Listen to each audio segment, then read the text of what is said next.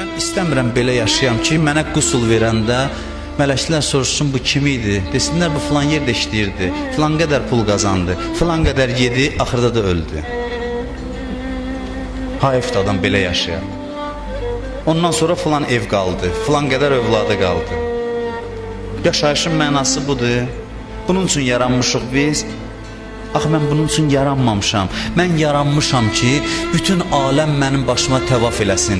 Allah insana bir məqam yaradıb ki, insan istəsə bilirsiniz nə ola bilər? Bütün mələklər ayağının altında qalar. Mələklər biz necə Kəbəni təvaf eləyirik, insan bir yerə çata bilər ki, mələklər başına pərvanə kimi dolanarlar. Biz bunun üçün yaranmışıq. Bir-birimizlə yemək yarışına, maşın yarışına, ev yarışına çıxmaq üçün yaranmamışıq. Məhbubətən fi ərzikə və səmaik. Varis ziyarətini oxuyun. Orada deyir, ilah istəyirəm ki, göylərdə və yerdə məni çox istəsinlər. Göyün mələkləri məni sevsinlər. Hamının sevgilisi olun mən. Düzdür, biz uçurumun dibindəyik, özümə deyirəm. Amma vallah bir gecənin içində Allah göyə qaldırar insanı. İbn-i Mülcəm bu gecə qılınc belində gəlib axır məqamda deyildi, ya əmirəl-möminin səhv elədim, bağışlayın. Bilirsin, hara gedib çata bilərdi? Hürdən gözəl nə nümunə tapım, hür bataqlığın içindəydi, bir tövbə ilə gəldi Kərbəla şəhid oldu. Kərbəla şəhidini heç kəslə müqayisə eləməyin, Allah yanında ən əziz bəndəyə çevrildi.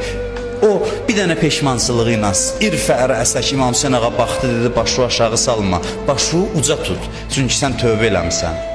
O dərgahda adamı belə qəbul edirlər, peşman olanı belə qəbul edirlər. Ona görə də deyim, mən istəmirəm bundan sonra qəflətdə yaşayayım. İstəyirəm ki, mən öləndə yerlər göy mən ağlasın. Hədisdə var, Allahın dostu öləndə, mömin öləndə yer 40 gün əza saxlayar ona. Namaz qıldığı yerlər ağlayar. Vallah bu hədislər mötəbər hədislərdir. O yerin şuuru var, biz başa düşmürük.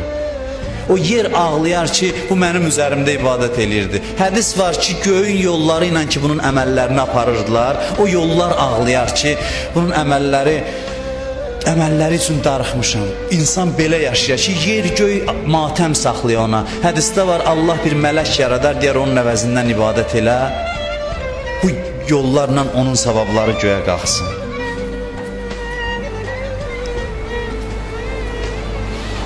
Elə yaşamaq istəyirik ki, qəbrimizin əvvəl gizəsi Allahın dostları bizi qarşılasın.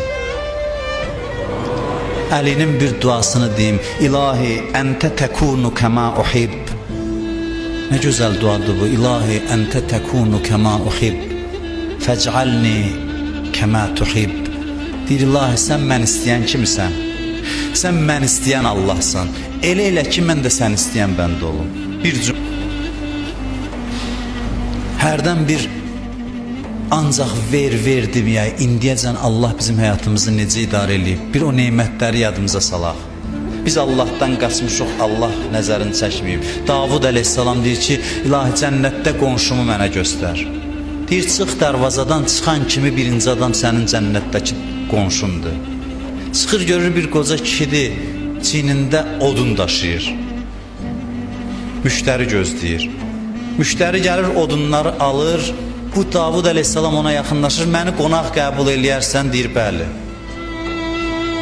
Süleymanı da götürür, 3 nəfər gedirlər. Yolda bu müştəridən aldığı pulla un alır, bir də duz alır. Gəlir, evdə çörək pişirir, oturub yeyirlər. Yiyib qutarandan sonra bunlar da ona baxır, Davud əleyhissalam ki, bu kimdir ki, gəlib mənə qonşu olacaq? Yəni, bu nə əməl sahibidir? Görür, bu yeməyin yedi qutardı, əlini qaldırdı Allahın dərgahına.